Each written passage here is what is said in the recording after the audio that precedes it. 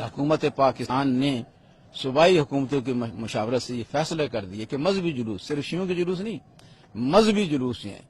वो चाहे लाइसेंस वाले हैं चाहे रवायती हैं, बदस्तूर निकलते रहेंगे और पुलिस एक्ट 30(3) से मुस्तस्ना होंगे। तो ये इसी माहदे के तहत सारे जुलूस जो पाकिस्तान भर में निकलते रहेंगे। कोई माई का लाल जिन जुलूसों को बंद नहीं कर सकते हैं। हम अपनी जानों पर खेल सकते हैं, लेकिन नाने और नवासी के जुलूसों का सिलसिला इसी तरह जारी और सारी रहेगा। बिस्मिल्लाहिर्रहमानिर्रहीम,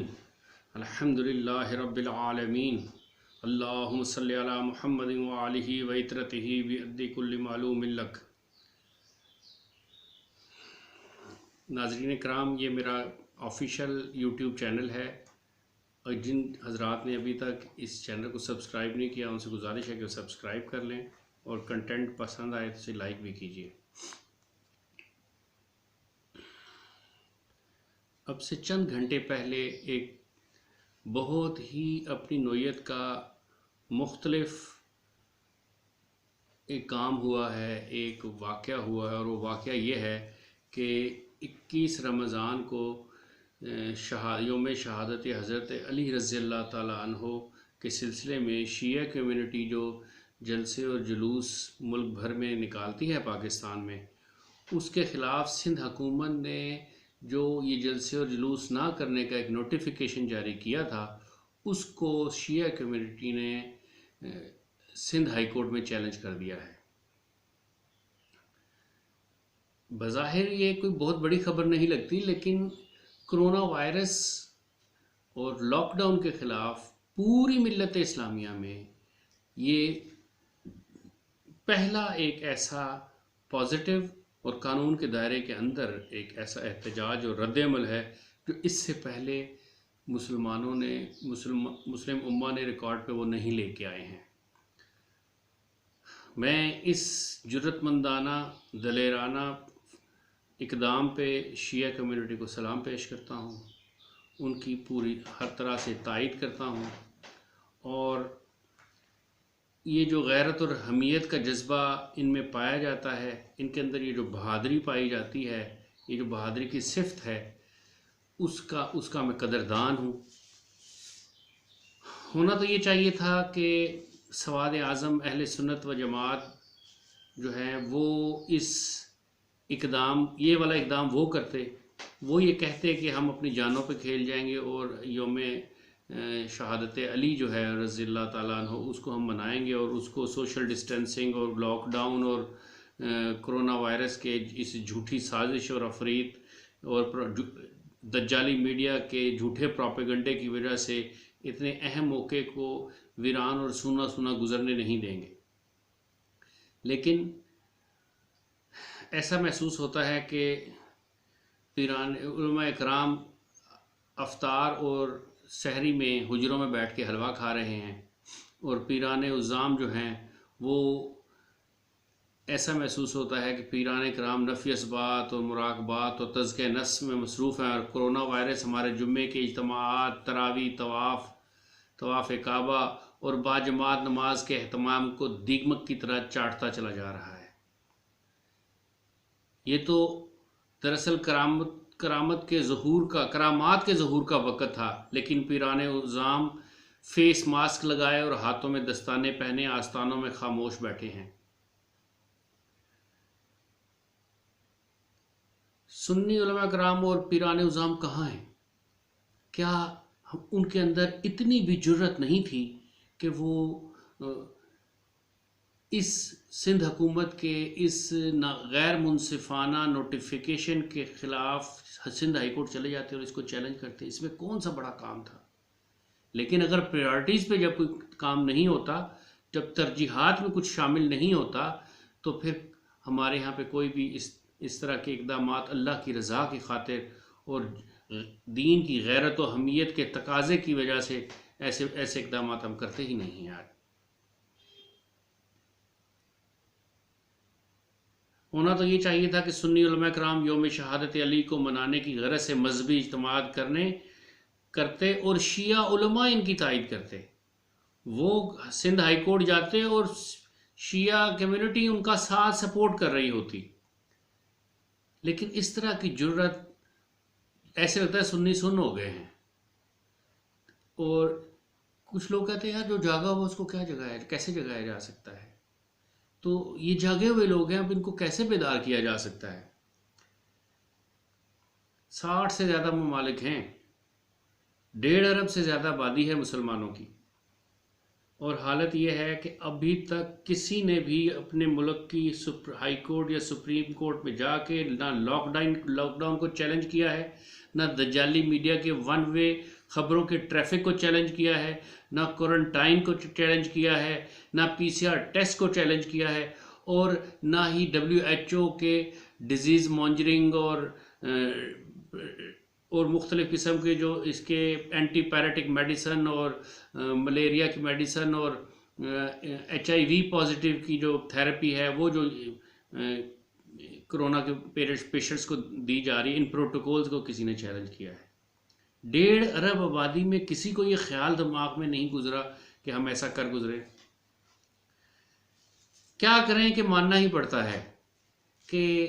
شیعوں کی بہادری کے جو واقعات ہیں پچھلے 25 30 40 سالوں میں،